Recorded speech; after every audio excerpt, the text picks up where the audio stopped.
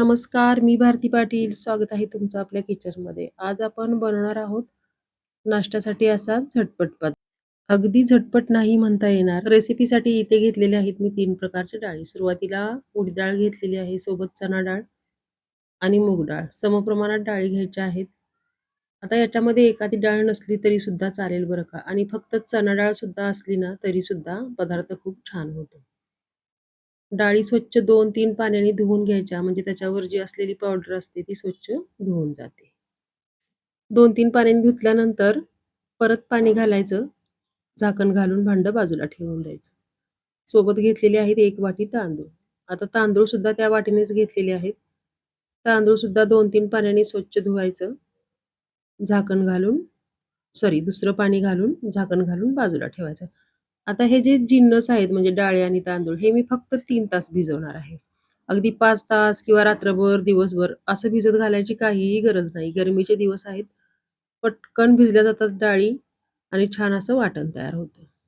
तर 3 तासानंतर आता हे सगळं मी वाटून घेणार आहे. तर सुरुवातीला आपण तांदूळ वाटून घेऊया. तांदूळ फक्त वेगळा वाटायचा आहे कारण तो पटकन बारीक होत नाही आणि रवाळ किंवा असा जाडसर राहू शकतो. तर तांदूळ मिक्सरच्या भांड्यामध्ये घातलेत, झाकण घालूया. पाणी जरा सुद्धा घालायचं नाहीये दुसरं. झाकण लावून बारीक असं वाटून घ्यायचं याला. आणि सोबत डाळी सुद्धा अशाच बारीक वाटून घ्यायच्या आहेत. डाळी वाटून घ्यायच्या सगळ्या, मिश्रण सगळं एकत्र करायचं. मीठ वगैरे काहीही घालायचं नाहीये आता आणि झाकण घालून बाजूला ठेवून द्यायचं. आता बघा, जवळ संध्याकाळी 6:00-6:30 ला मी ह्या डाळी भिजत घातल्या होत्या आणि आत्ता वाजलेले आहेत रात्रीचे 10:30. आता हे मी मिश्रण वाटून ठेवतीये. आता याचा जो पदार्थ होणार आहे तो सकाळी 7:30-8च्या दरम्यान होणार आहे. तर तेव्हापर्यंत आपण बघू शकतो किती छान असं फुगतंय हे. तर सकाळी 8:30 पावणे 9च्या दरम्यान बघा, झाकण काढल्यानंतर हे एवढं छान असं फुगलेलं आहे. गरमीमुळे खूप छान असं फुगून वरती येतं आणि फार वेळ डाळी भिजत घालायची गरज नाहीये. त्याच्यामुळे खूप उग्र वास येतो फार काळ डाळी वगैरे पाण्यात राहिल्यामुळे. आधी आपण खूप वेळ पाण्यामध्ये ठेवतो, नंतर हे 7-8 तास पाण्यामध्ये ठेवतो म्हणजे भिजत ठेवतो आणि त्याच्याने खूप असा उग्र वास येतो ह्या आंबवणाचा. आता मीठ घालायचं. आता याच्यामध्ये तुम्ही हव्या त्या प्रकारच्या भाज्या घालू शकता. गाजर, टोमॅटो. मी इथे फक्त कांद्याची पात घालणार आहे. एकदा कांद्याची पात घालून आप्पे करून बघा, खूप छान होतात. लसणाच्या 2-3 पाकळ्या कापून घालायच्या, 2-3 हिरव्या मिरच्या कापून घ्यायच्या आणि मोहरीसोबत तेलामध्ये फोडणीसाठी घालायच्या.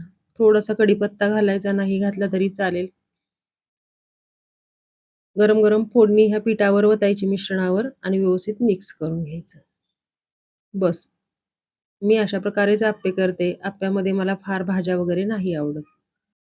आप्पे पात्राला छोट्याशा कांद्याच्या साहाय्याने, म्हणजे कांदा अर्धा कापून घ्यायचा आणि त्याच्या साहाय्याने थोडंसं तेल टाकून लावून घ्यायचं. फार तेल नाही टाकायचं आहे आणि आप्पे सोडून घ्यायचे तयार केलेल्या मिश्रणाचे. तर अशा पद्धतीने सगळ्या वाट्यांना तेल लावून घ्यायचं आहे. आप्पे सोडताना आपल्या हिशोबाने लहान मोठे सोडायचे. फार अगदी मोठे नाही सोडायचे आहेत. या वाटीपेक्षा बाहेर येतात आणि साईडला चिकटले जातात. तर अशा प्रकारे मी छोटे-छोटे आप्पे सोडलेले आहेत. इथे खूप छोटा झाला. साईडला पडल्यामुळे मी तिथे ते कमीच ठेवलेलं आहे. आणि इथे एका वाटीमध्ये खूप असं जास्त सोडलेलं आहे. मिश्रण घालायचं सगळ्या वाट्यांमध्ये आणि वरतून झाकण घालून 1 मिनिटभर मंद गॅसवरती याला वाफ द्यायची आणि आप्पे बघू शकता तुम्ही किती टम्म फुगलेले आहेत. अगदी साधी सोपी रेसिपी आहे. धान्य मी अगदी 2 ते 3 तासच भिजवलेलं होतं. मिश्रण त्याच्यानंतर 5 ते 6 तास भिजलेलं होतं पिठाचं. आणि त्याचेही मी आप्पे तयार केलेले आहेत. म्हणजे आपण अर्जंटली सुद्धा आप्पे तयार करू शकतो. रेसिपी आवडली तर करून बघा. चॅनलला सबस्क्राईब करा, लाईक, शेअर आणि कमेंट करा. तर तुम्ही बघू शकता आप्पे किती फुगलेले आहेत. याच्यामध्ये आप्पे फुगण्यासाठी मी दुसरं काहीही वापरलेलं नाहीये, सोडा वगैरे किंवा काय. जे आपलं आंबवणीचं पीठ होतं तेच, आणि घातलीये फक्त मी कांद्याची पात. तुम्ही तुमच्या हिशोबाने याच्यामध्ये भाज्या ॲड करू शकता आणि तुम्ही बघू शकता किती छान असे आप्पे तयार झालेले आहेत.